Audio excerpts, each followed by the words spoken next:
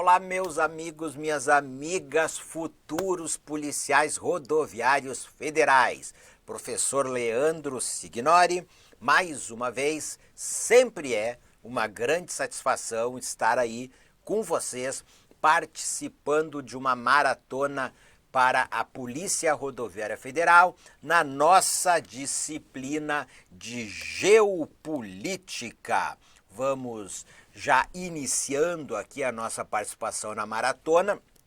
Nós vamos resolver questões aí de prova da banca Sebrasp, de concursos anteriores. Quem acompanhou a minha aula aí na quinta-feira na missão 7667 da PRF de geopolítica, eu falei que nesta maratona eu iria resolver somente questões para compensar aquela aula que foi totalmente teórica, sem a resolução de questões, porque conforme eu falei lá na aula, eu tenho só uma aula na missão 7667, né, que é ali uma revisão final, e fomos orientados a que fizéssemos uma aula teórica. Então vamos lá, mas quem é meu aluno, quem está estudando aí pelo meu curso, sabe que lá tem centenas de questões aí comentadas, resolvidas para vocês treinarem, né? Não mais de 200 delas aí são do Sebrasp, CESP, banca do nosso concurso.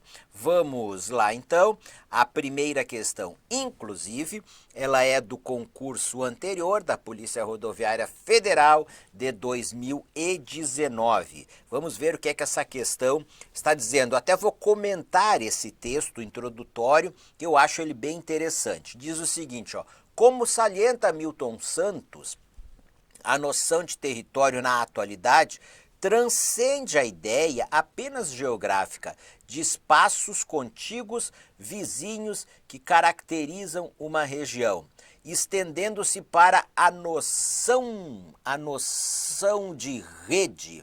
A noção de rede, formada por pontos distantes uns dos outros, ligados por todas as formas e processos sociais.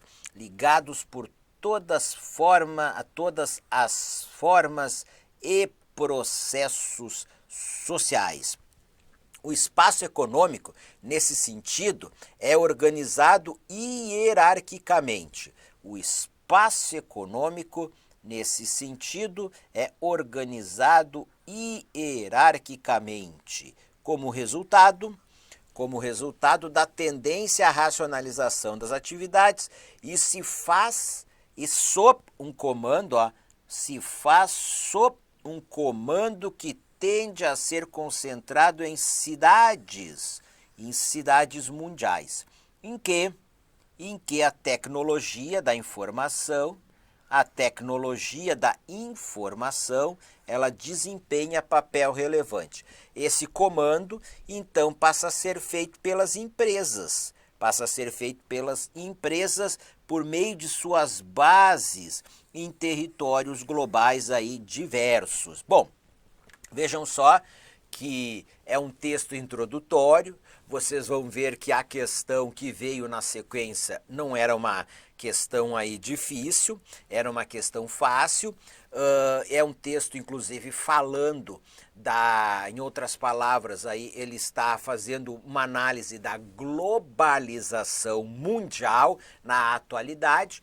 A nossa prova, ela cobra conhecimentos de geopolítica brasileira, mas o Brasil está conectado aos processos mundiais aí, né, da globalização. Uma referência inicial, julgue o próximo item.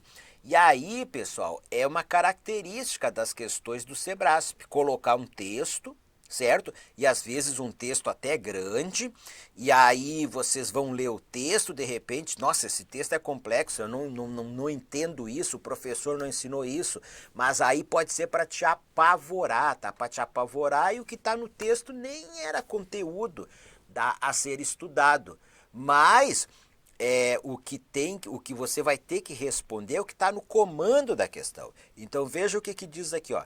tendo o texto precedente como referência inicial, julgue o próximo item, tá? A resposta vai estar na questão, não no texto da questão, a menos que o comando da questão venha dizer com base no texto, que é para te interpretar o texto, aí tudo bem, tá? Vamos lá, olha aqui, ó. O processo de globalização econômica e desenvolvimento tecnológico é marcado, ó, pela solidariedade. Solidariedade organizacional entre empresas,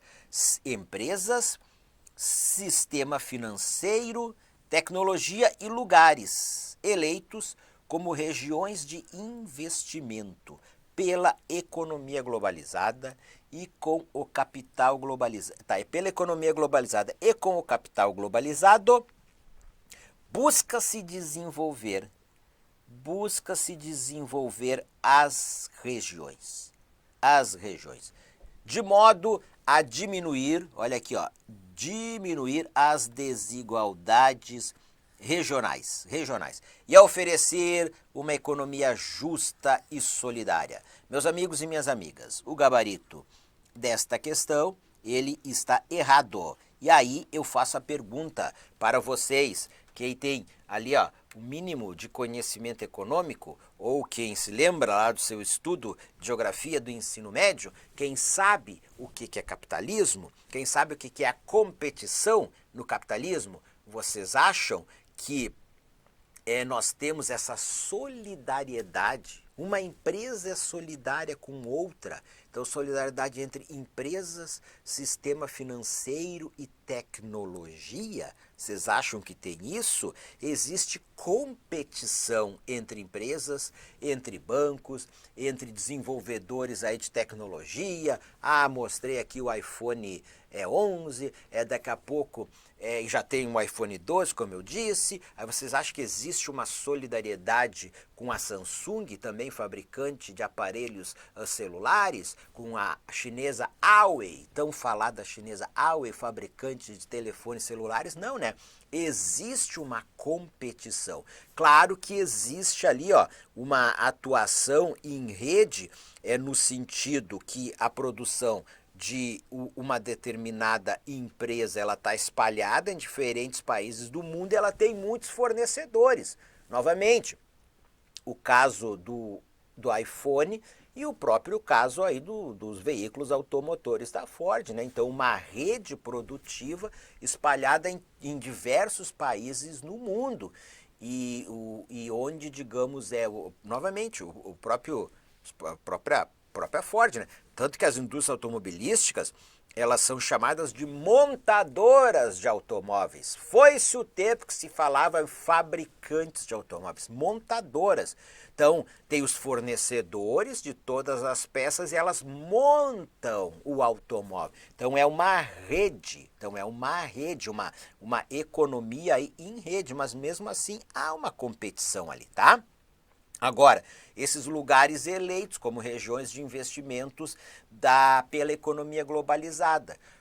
Vamos pegar o caso do Brasil. O semiárido brasileiro não é um lugar eleito como uma região de investimento da economia globalizada, mas o centro-oeste, ali onde tem um agronegócio pujante, uma agricultura voltada para a exportação, também uma pecuária voltada para a exportação, nós podemos dizer que é um dos lugares aí eleitos como regiões de investimento da economia globalizada, certo? Então existe isso, tá? Esta globalização, ela é seletiva do ponto de vista econômico.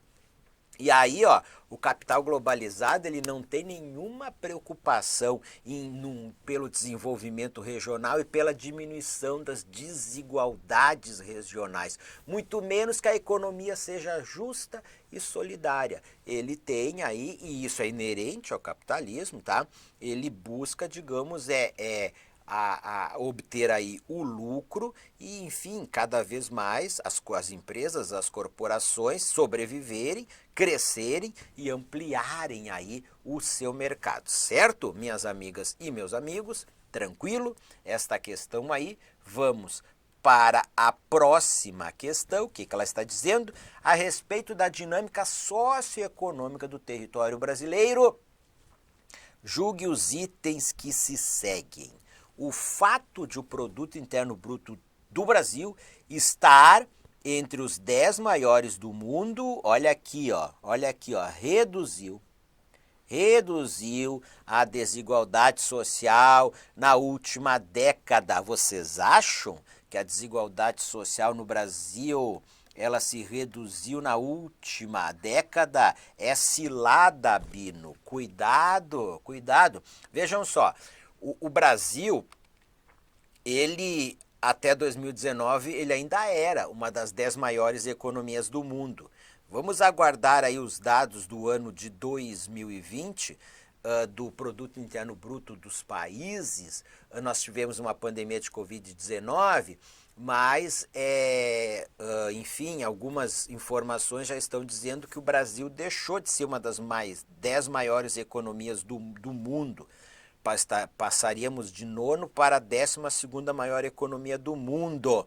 Não tem a ver não só com a crise econômica mundial em função da pandemia de Covid-19, certo?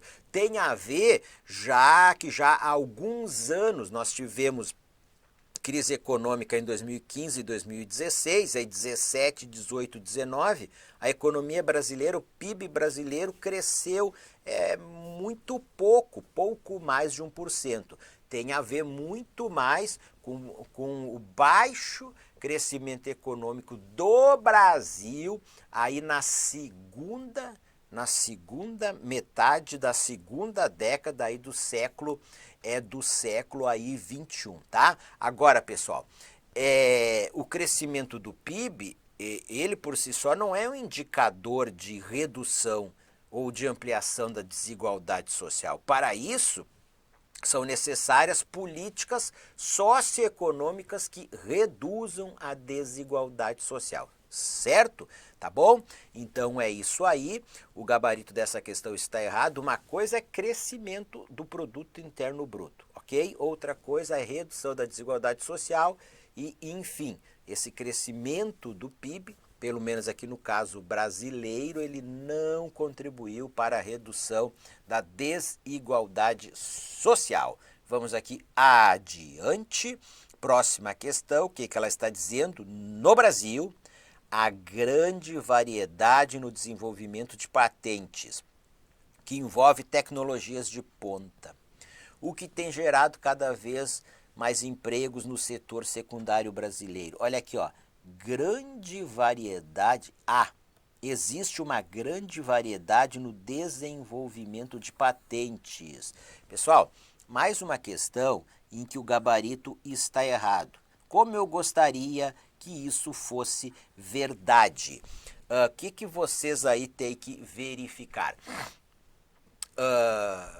Vivemos na sociedade digital, num mundo com desenvolvimento tecnológico cada vez mais acelerado. A globalização atual, ela é a globalização do meio técnico, científico e informacional. E economias que inovam mais, que criam aí novos produtos, não é? Digamos, registram esses novos produtos com patentes, inovam mais tecnologicamente, são economias que têm mais condições de competir e se colocarem na competição do mundo globalizado atual.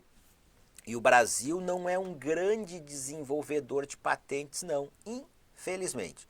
Infelizmente, somos um país que investe muito pouco no desenvolvimento científico e tecnológico. Somos um país que tem muitas fugas de cérebros, de cientistas, gênios, pessoas aí com alto conhecimento, enfim, que acabam saindo do Brasil, porque aqui nós tratamos aí com descaso, não vou dizer totalmente, mas com um certo descaso, né? O desenvolvimento científico e tecnológico. E se reflete num país que é um baixo desenvolvedor de inovações tecnológicas, portanto, registrador aí de novas patentes. Certo, pessoal? Desenvolvemos novos produtos, novas tecnologias, novas patentes, sim, sim, mas olha, pegar o ranking global aí dos países, nós estamos aí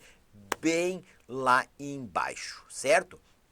Então, o gabarito desta questão aqui, ele está errado. Vamos para a próxima questão, o que ela diz? Ó, a espacialidade industrial brasileira concentrou-se na região sudeste.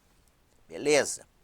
Devido à infraestrutura regional que havia sido implantada desde o século XIX, com a produção de café iniciada nesse período. O gabarito desta questão, ele está certo. Na verdade, pessoal, o café, ele chega ao Brasil e ele começa a ser cultivado no Rio de Janeiro.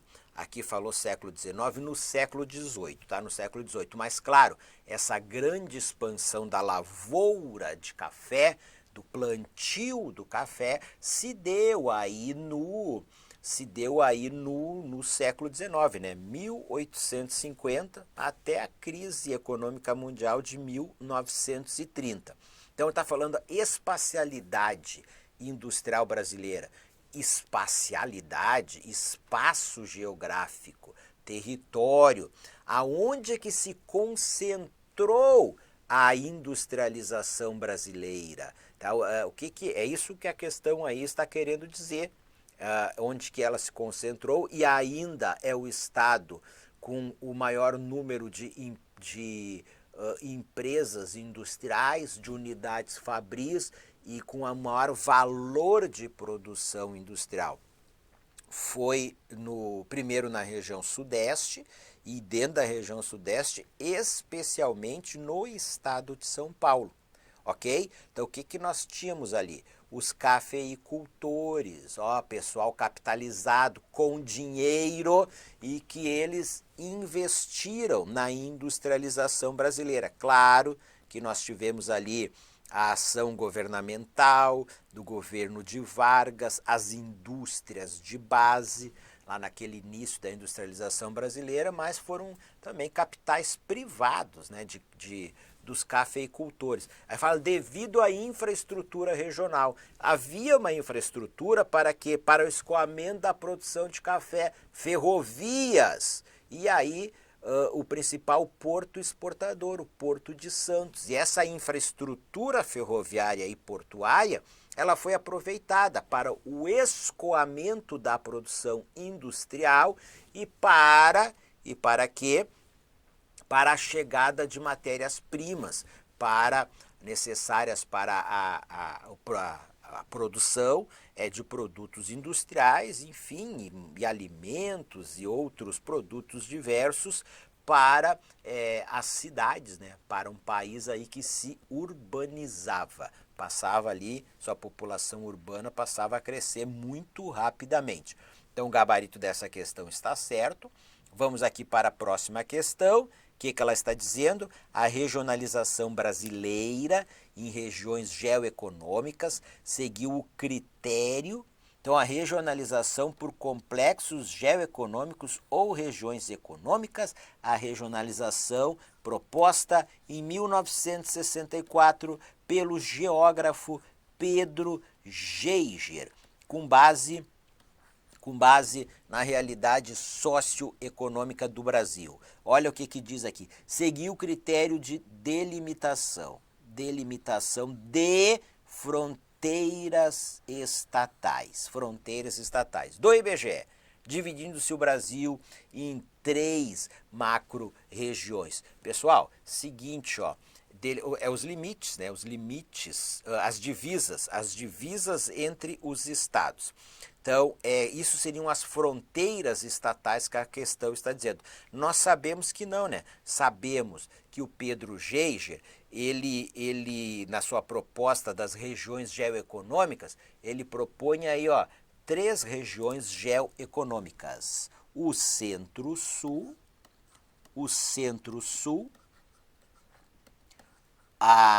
o Nordeste e a Amazônia. E aí, enfim, ele não segue a delimitação das divisas entre os estados brasileiros, é o que torna aí o gabarito da nossa questão como sendo errado. Vamos aqui adiante para a próxima questão. O que ela está dizendo? Com referência à divisão interregional do trabalho e da produção no Brasil, julgue os itens a seguir. A Zona Franca de Manaus é uma concentração industrial que, apesar de distar dos grandes centros urbanos e consumidores do centro-sul do país, se articula praticamente todo o território nacional. Vou fazer um corte aqui, tá? Ilustrando o processo de privatização do território por meio do uso privado de recursos públicos. O gabarito desta questão ele está certo. Muitos alunos não entendem essa questão, então eu procurei aqui colocar questões, fui lá, peguei de algumas apostilas minhas, as primeiras questões, sem escolher se elas eram fáceis, médias ou difíceis. Pego a questão, resolvo e explico até as mais difíceis, mas muitos aqui não entendem. Eu vou explicar para vocês, e é o que eu disse na nossa aula da quarta-feira, né? Que eu ia trazer questões e procurar explicar aí algumas questões que estavam sendo de difícil entendimento da própria linguagem utilizada pelo examinador. Então, a Zona Franca de Manaus. Lá na Zona Franca de Manaus, nós temos o Polo Industrial de Manaus. Sim, uma concentração industrial. Nós temos ali em torno de 500 empresas industriais. Ela fica distante dos grandes centros urbanos e consumidores do centro-sul do país. Claro, pessoal, ora, ela está lá no meio da floresta amazônica, ela está distante. Sim, isso é verdade. Olha a distância em relação ao sudeste, ao centro-oeste, à região sul. Nós somos um país de dimensões continentais, vocês têm que ter claro isso, tá? Então aí diz, ó, mas ela se articula a praticamente todo o território nacional. Como que ela se articula praticamente a todo o território nacional? Porque os produtos fabricados na Zona Franca de Manaus, eles são comercializados praticamente em todo o território brasileiro. Então é isso que o examinador está dizendo, existe uma articulação, porque lá são fabricadas motocicletas, são fabricados eletroeletrônicos, uma diversidade de produtos que são comercializados em lojas físicas de todo o Brasil, ou até aí pelo comércio online. Então pode ser comprado de um fabricante que a sede está lá em São Paulo, mas ele tem um distribuidor no teu estado, mas o produto foi fabricado na Zona Franca de Manaus. Olha toda essa rede aí, toda essa articulação. Agora a parte mais difícil, ilustrando o processo de privatização do território por meio do uso privado de recursos públicos. O que é isso? Se fosse só por uma decisão de racionalidade econômica, não existiria um polo industrial em Manaus com essa amplitude do polo industrial de Manaus na Zona Franca de Manaus. Não existiria, porque do ponto de vista da racionalidade econômica, não é, você vai colocar uma fábrica, ainda mais na década de 60 do século passado, vai colocar fábrica lá no meio da floresta amazônica, com a precariedade de transportes daquela época, ainda hoje, como é que você sai lá de Manaus? Bota em barcos aí no embarcações, toca aí pelo rio Amazonas, enfim, talvez um determinado, toca pelo rio Amazonas mesmo, né? e vai costeando o Oceano Atlântico, trazendo aí pelo sul-sudeste. Que, veja, o que seria hoje? Você vai como? Você vai ali pela BR-364 até Porto Velho, aí pega a BR-319, estrada de chão, atoleiros, para chegar em Manaus, ou vai pela hidrovia do Madeira, enfim, vai pela BR-163, aí chega na Transamazônica, então estrada aí com muitos problemas também. Então imagina na década de 60 do século passado isso. Via fluvial e via marítima, transporte hidroviário. Então, então a distância, né? A distância dos mercados consumidores. Então foi uma decisão política, eminentemente política, de criar ali um enclave industrial na Amazônia, dentro de uma ideia de desenvolvimento da Amazônia. Bom, agora, para uma empresa se instalar lá no meio da floresta amazônica. Então, o que elas receberam e ainda recebem? Muitos incentivos governamentais, benefícios fiscais, receberam lá terreno, isenção de impostos. Então, terreno, a infraestrutura existente no Distrito Industrial lá de Manaus, implantada pelo poder público, água, luz, telecomunicações, rua pavimentada, porto para exportação. Então, quer dizer, investimentos públicos no território para um uso privado. É isso que a questão está querendo dizer para privatização do território. Fez-se lá um distrito industrial e deu lá os lotes para as empresas. Toma, tá aqui, ó, podem usar e tal. Então recurso público para privatizar, enfim, para um uso privado do território por empresas. É isso que a questão está querendo dizer, ilustra o processo de privatização do território. E o Distrito Industrial de Manaus, ele só é o Polo Industrial de Manaus, que é o nome correto, né? Polo Industrial de Manaus. Fica na Zona Franca de Manaus. Ele só é viável economicamente em função desses benefícios fiscais que ele recebe, de isenção de impostos municipais, estaduais e federais. Senão não teria condições aí de competir. Beleza? Vamos para a próxima questão. O que ela também está dizendo? Ainda com referência à Divisão Internacional do Trabalho e da Produção no Brasil, julgue os itens a seguir. O que ela diz? Com a globalização e as exigências do mercado global, todo o território nacional... Ó, pessoal, olha aqui, ó a pegadinha do malandro aqui, tá? Olha aqui, ó, Sérgio Malandro, ó, glu glu iê, tá? Sérgio Malandro, já que vai ser PRF, é cilada bino. Esse tipo de palavra é todo, somente, exclusivamente, unicamente. Essas palavras que dão um sentido de totalidade, prestem muita atenção, ó, bota lá assim, ó, abre bem o olho e bota lá no texto da questão.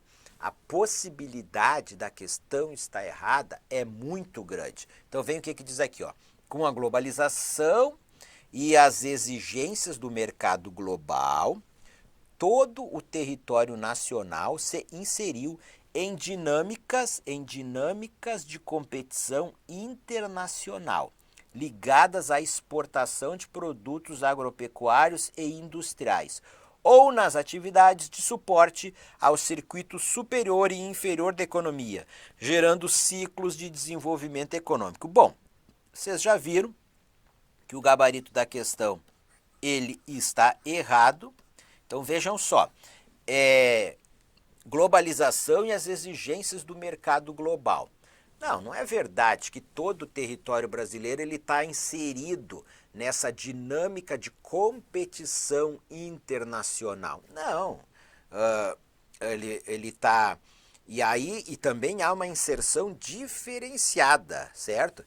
A inserção do semiárido na globalização mundial, ela é muito menor do que a inserção do centro-sul do Brasil, na globalização mundial, do que São Paulo, do que o Mato Grosso, do que o Paraná, Santa Catarina, Rio Grande do Sul, enfim, é muito menor. A própria Amazônia, novamente, a grande floresta amazônica. Puxa, nós temos lá, como eu já falei, temos áreas que a gente não chega a ter nenhum habitante por quilômetro quadrado, é só floresta, tribos indígenas isoladas. Então, essas áreas aí do território brasileiro, elas não estão inseridas nessa dinâmica global, muito menos nessa dinâmica econômica global, ligadas à exportação, aliás, de produtos agropecuários ou industriais. Não precisa ser a Amazônia, você pode ser, enfim, o próprio semiárido que eu falei. Então, muitas áreas do Brasil que, enfim, é uma agropecuária que produz produtos para o mercado interno brasileiro, indústrias que atendem ao mercado interno brasileiro, ok? Então isso aí é desigual e diferenciado, não está em todo o território nacional.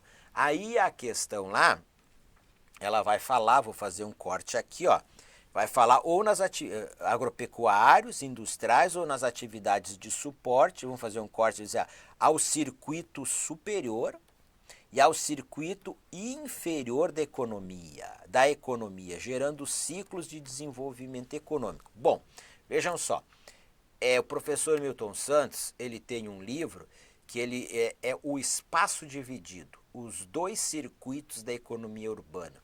Um livro lá de 1999, onde ele desenvolve esse conceito, que inclusive já foi utilizado para falar também dos circuitos da produção agropecuária.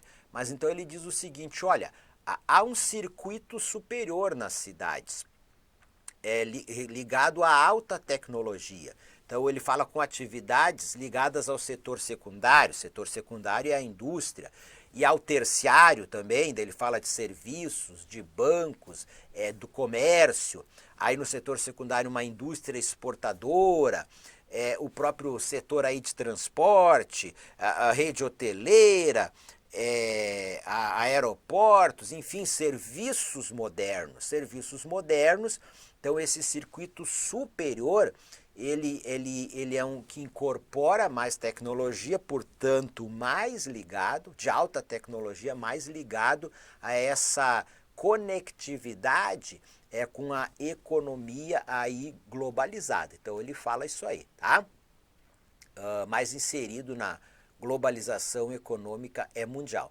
Aí ele fala, olha, há um circuito inferior da economia urbana, com baixa incorporação de tecnologia, aí ele fala lá com atividades e serviços não modernos, que utiliza intensamente a mão de obra, o trabalho, em lugar de tecnologia. É o bar, é o famoso boteco, a mercearia da esquina, é o pequeno comércio, o pequeno restaurante, aquele hotelzinho lá, né, de fundo de quintal lá, enfim. Então é isso, né? Então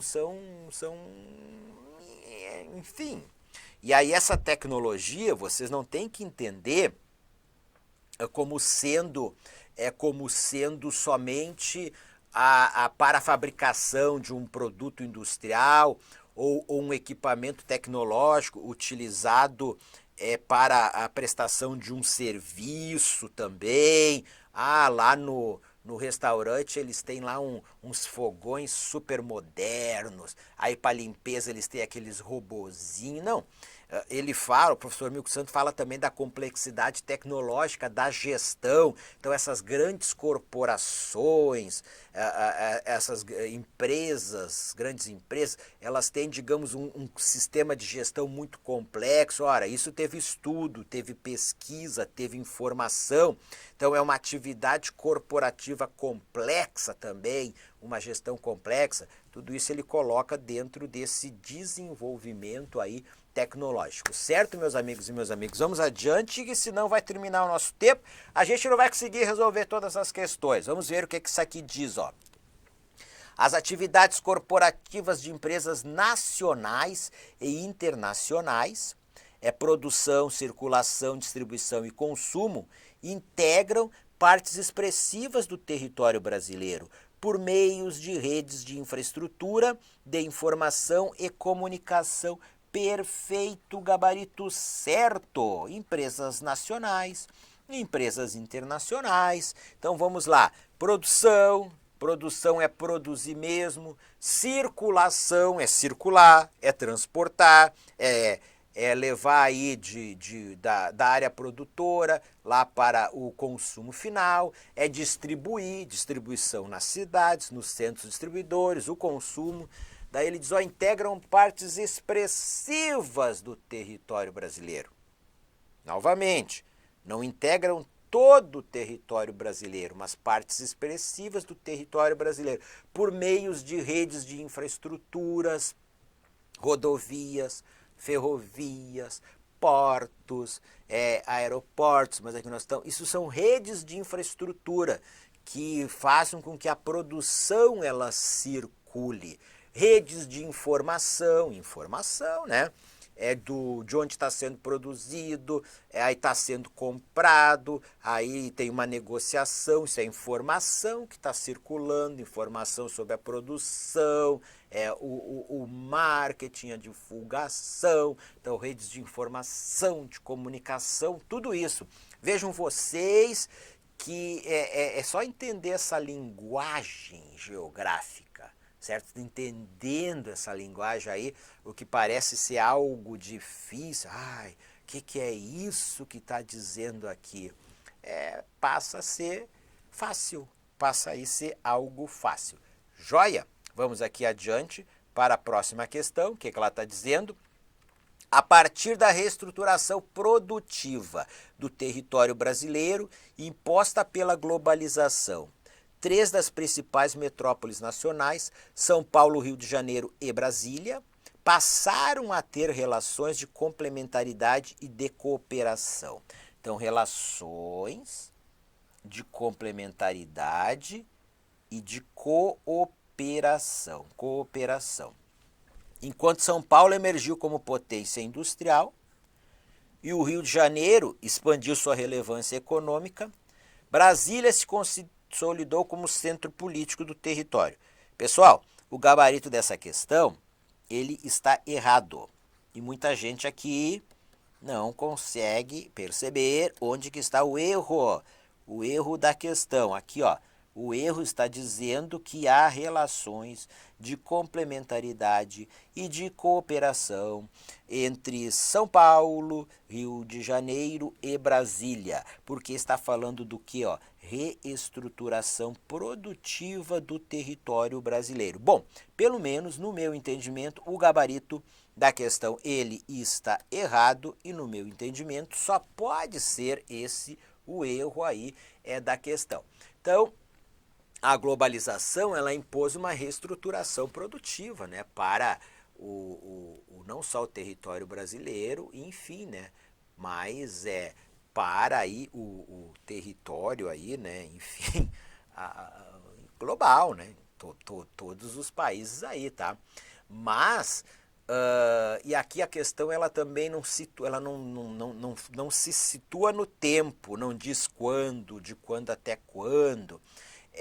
São Paulo ainda é uma potência industrial, é menos, né? Mas ainda é uma grande potência industrial, né? É a grande metrópole nacional, é uma cidade mundial. Sim, Rio de Janeiro, antiga capital do Brasil, então relevância aí econômica. Também é uma cidade industrial importante o Rio de Janeiro, um setor de serviços muito desenvolvido, São Paulo também muito desenvolvido. Então a gente pode dizer que existe uma relação de complementaridade e de cooperação. Nessas que são as 2 maiores cidades do Brasil, que têm empresas instaladas em São Paulo, que elas prestam serviços para empresas instaladas no Rio de Janeiro e vice-versa. Veja, a ponte aérea Rio-São Paulo, enfim, é a de maior fluxo do Brasil. De hora em hora sai lá, ó, sai um avião, pelo menos na época, eu nem... Na época da TAM, eu acho que lá antes de crise econômica, tudo de hora em hora saía um avião da TAM, São Paulo, Rio, Rio-São Paulo, e eu nem estou falando das outras companhias aéreas, a ponte aérea aí Rio-São Paulo, o fluxo de veículos entre São Paulo e Rio de Janeiro. Então, pessoal, há uma complementaridade econômica entre São Paulo e o Rio de Janeiro. Mas a gente não pode dizer isso em relação a Brasília, dessas duas cidades com Brasília e de São Paulo com o Rio de Janeiro. Por quê? Porque Brasília é uma cidade administrativa, onde o setor terciário ele é amplamente hegemônico, mais de 95% do PIB do Distrito Federal é o setor aí terciário, não tem, e ali dentro do setor terciário, o setor mais importante é a administração pública, não tem toda essa gama de empresas do setor terciário como tem São Paulo, Rio de Janeiro. A industrialização é muito pequena no Distrito Federal. Então, é o centro político do território? Lá em Brasília são tomadas decisões econômicas que afetam todo o território brasileiro, sim. Sim, mas aí são decisões de comando e de gestão do território, decisões governamentais. Agora, não existe essa complementaridade, não vou dizer que ela não existe, tem, né? Mas ela é muito pequena entre empresas de São Paulo e do Rio de Janeiro com de Brasília, até porque não dá para comparar o setor terciário, tirando a administração pública, setor terciário privado de São Paulo e Rio de Janeiro com o de Brasília, e o setor industrial de São Paulo e do Rio de Janeiro com o de Brasília, certo? É assim que vocês têm que entender aí esta questão. Vamos para a próxima questão. O que ela está dizendo? No Brasil do século XX, o êxodo rural foi a principal causa migratória do processo de metropolização, cuja consequência foi a fragmentação social mediante uma urbanização desordenada. Mais uma questão em que o gabarito está certo, o gabarito da questão. Então está falando do êxodo rural, né? Então a urbanização brasileira foi muito grande entre as décadas de 40 e de 80, em meio século. O Brasil deixa de ser um país majoritariamente rural para se tornar um país aí grandemente urbano. E aí o que nós tivemos? O êxodo rural. Ora, se nós tivemos êxodo rural, essas pessoas saíram do campo para a cidade, foi uma urbanização concentrada, não foi um êxodo rural distribuído pelas cidades brasileiras, então foi esses migrantes que saíram do campo para a cidade, eles predominantemente se concentraram enfim, em um número pequeno de cidades do Brasil, né? No conjunto de todos os municípios.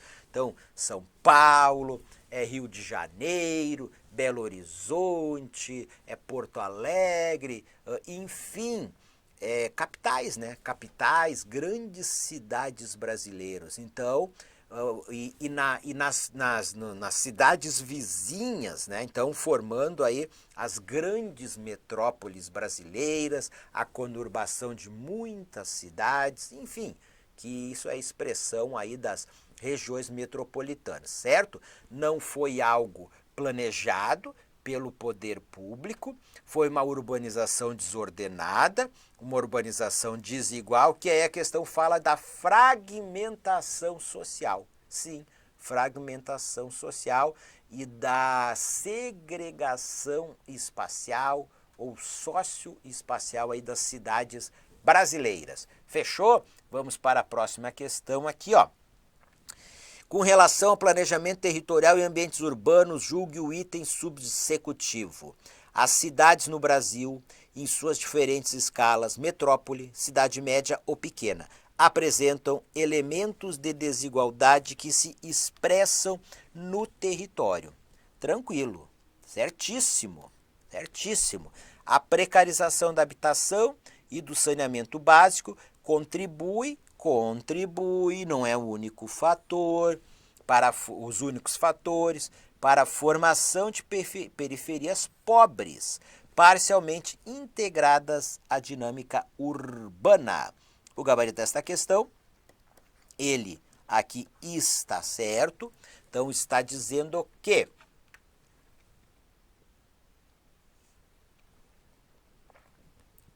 em diferentes escalas, as cidades brasileiras apresentam elementos de desigualdade, sim. O Brasil é um país aí socialmente muito desigual. É um dos países mais desiguais do mundo. E essa desigualdade, ela se reflete nas cidades brasileiras, independente do seu tamanho. Numa explicação simples, você vai ter lá os bairros dos ricos, vai ter da classe média, vai ter dos pobres, vai ter uma grande diferença na infraestrutura urbana entre lá os bairros dos ricos e dos pobres, na oferta de serviços públicos e de serviços privados também, certo? Então, elementos de desigualdades que se expressam no território. Aí vai dizer a formação das periferias pobres, parcialmente integradas à dinâmica urbana. A dinâmica, aquela toda da cidade, aquela vila muito pobre, fica lá, era um banhado, botaram casa em cima do banhado, é o morro, é o peral, é o penhasco, é na beira do arroio, é quando chove, enfim, inunda ali as casas, quando dá aquela chuva torrencial, chove muito em pouco tempo, vem merda junto, tudo. Evidentemente que estão parcialmente integradas à dinâmica urbana, seja do próprio funcionamento da cidade, da oferta de serviços públicos e também porque pode ser lá no Cafundó. Bom, a pessoa mora lá no Cafundó do Rio de Janeiro, olha, nunca foi lá pro Rio de Janeiro, para Ipanema, Copacabana. Vocês acham que não tem? Tem isso sim, mora lá no Cafundó de São Paulo. Nunca chegou lá no centro aí de São Paulo, não conhece nem para conhecer, enfim, a melhor a cidade. Então, ele não está dizendo que não estão, essas periferias pobres não são integradas à dinâmica urbana. São, mas ele diz que são parcialmente integradas à dinâmica urbana. Tranquilo aqui? Vamos para a próxima questão. O que ela está dizendo? Nas últimas décadas, as cidades têm representado uma grande conquista do homem moderno. Hoje em dia, são elas que dirigem e organizam o mundo, pois concentram os grandes centros de decisões políticas, econômicas e científico-tecnológicos. Acerca do processo de urbanização brasileiro, julgue o item que se segue. Ela diz da década de 80 do século XX aos dias atuais. Aos dias atuais. Opa, ali era 2018, então aos dias atuais 2018. O maior crescimento é observado nas metrópoles nacionais, com predomínio da migração interregional. Então vocês já viram que está errado, predomina a migração porque está falando dos dias atuais, né? Intrarregional. E também nós temos o quê? Temos um outro erro. Onde que está esse outro erro? Está falando do maior crescimento. Está falando, não disse em termos percentuais ou absolutos, mas, enfim, as informações que nós temos aí do próprio IBGE, que o maior crescimento ele está se dando aonde? Nas cidades médias, não nas metrópoles nacionais. Gabarito errado. Vamos para a próxima questão. O que ela diz?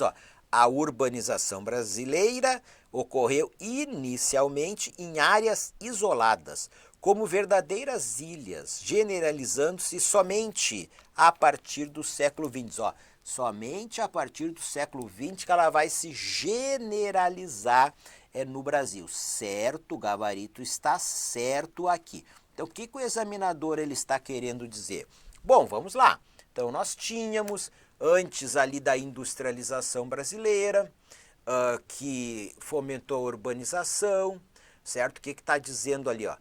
E aí nós tivemos também o êxodo rural em função da mecanização agrícola e a concentração fundiária de terras no Brasil, né, que persiste até hoje. Então ele diz, olha, tu tinha lá São Paulo, Rio de Janeiro, Recife, Salvador, Fortaleza, Porto Alegre, enfim, tu podia ter outras cidades médias, até cidades pequenas, mas essa urbanização, esse crescimento das cidades, não era em todo o território brasileiro, era isolado. Como ele diz assim, ó, tu tinha verdadeiras ilhas, que eram até muito relacionado com a economia, né? Então tu tinha lá, São Paulo produzia café. Lá no litoral do Nordeste, uma parte dele, não todo, a cana-de-açúcar. Aí tu tinha lá Belém, a Belém isolada lá. Manaus lá no meio da Amazônia, isolado. Mas tu não tinha, digamos, então era como se fossem ilhas. Filhos, tu não tinha essa conexão. Uma conexão precária, insuficiente. Então é a partir aí da industrialização brasileira que forma-se um mercado nacional integrado.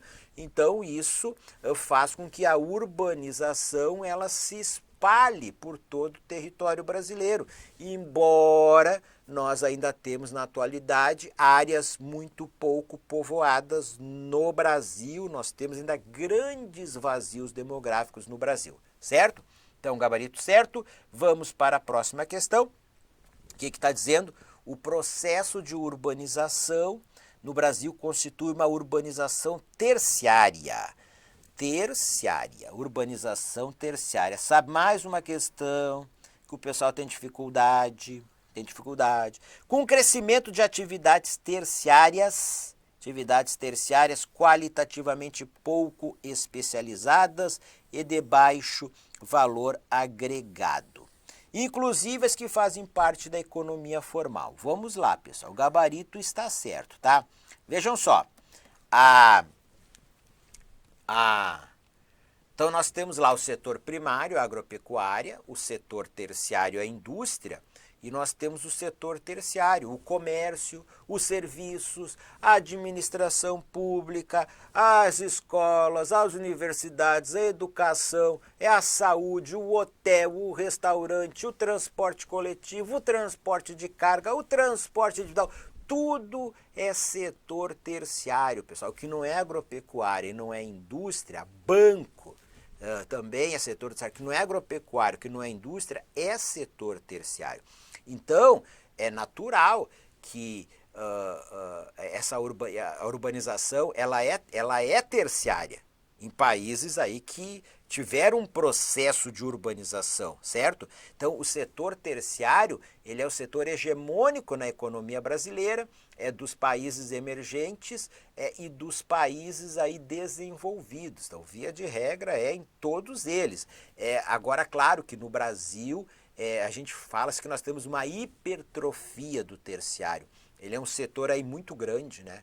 E isso porque o Brasil, o setor secundário do Brasil, a indústria, sobretudo a indústria de transformação, vem perdendo peso na composição do produto interno bruto brasileiro. Uma coisa é você ter lá a Ford, a Volkswagen, as montadoras de automóveis, as indústrias de eletrônicos. Então, são atividades muito especializadas, certo? Muito especializadas, muita tecnologia, um trabalhador qualificado.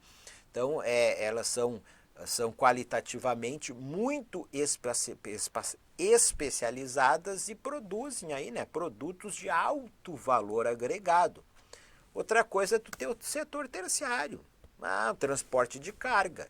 Ah, o caminhão, professor, tem tecnologia? Sim, tem, né? Mas o transporte é o baixo valor agregado, é o restaurante, é o comércio, o hotel, a oficina mecânica, o salão de beleza, o barbeiro, o borracheiro e por aí vai. É isso que a questão está dizendo.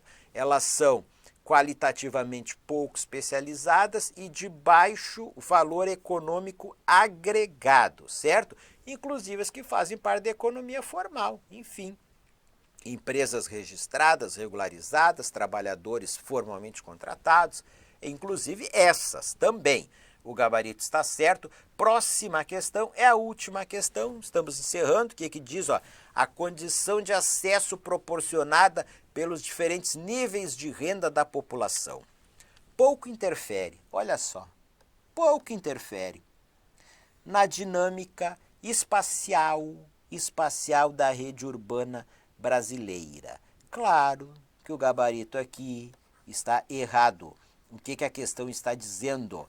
A dinâmica de acesso. Acesso do que, professor? Ora, acesso aí ao shopping center, a comprar um tênis maneiro, uma camisa maneira, uma academia lá, fit, muito boa e tal. Aí num restaurante, comer bem, ir lá dançar num lugar aí sofisticado. Ir lá no consultório particular, no hospital particular, Covid-19, quem tem dinheiro no Brasil, opa, peguei Covid-19, bota dentro do avião, vai para o Hospital Albert Einstein, em São Paulo. É isso aí, né? Paga uma fortuna lá. Enfim, geral, tá? Educação, bota na melhor escola particular que tem e tal. Então, condição de acesso, isso é o que? Níveis de renda da população. Aí diz que isso pouco interfere na dinâmica espacial da rede urbana brasileira. Bom, aqui está falando da rede urbana, a rede de cidades. Interfere, primeiro, na dinâmica intraurbana das cidades, até na circulação, e aí também nos bairros, nos novos empreendimentos imobiliários, e interfere também na rede urbana, né? Então tu tem cidades que ali tem muito dinheiro, movimenta muito dinheiro, então tu tem muitas empresas, muita gente. São Paulo, tu tem uma grande desigualdade dentro de São Paulo. Tem, mas tem muita gente endinheirada dentro de São Paulo.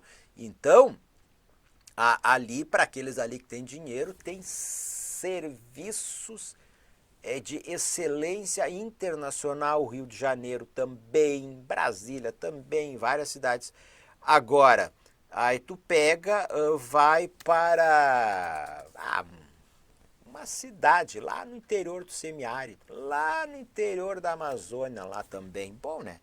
Evidentemente que é diferenciada, né, essa condição de acesso dentro da própria cidade.